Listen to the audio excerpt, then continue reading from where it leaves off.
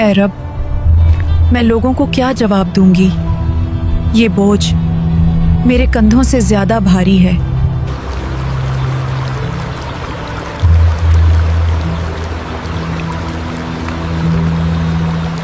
ये तो इमरान की बेटी है, गोद में बच्चा। तुम कनवारी थी, ये तुम क्या ले आई हो? ऐ हारून की बहन, ना तो तेरा बाप बुरा आदमी था और ना ही तेरी माँ बदकार थी। ये दाग तुमने हमारे खानदान पर कैसे लगा दिया?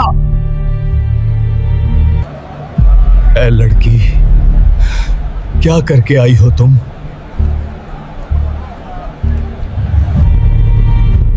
हम उससे कैसे बात करें जो अभी पालने में बच्चा है? मैं अल्लाह का बंदा हूँ। उसने मुझे किताब दी और मुझे नबी बनाया। वो लड़का दूसरे बच्चों के साथ क्यों नहीं खेलता?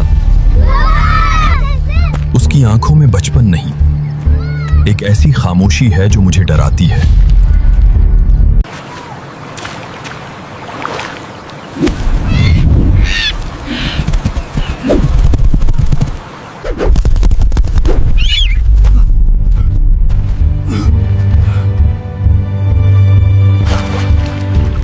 ये तुमने कैसे किया?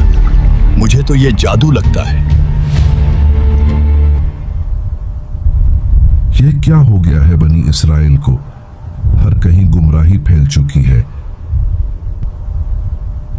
या अल्लाह मेरी मदद फरमा।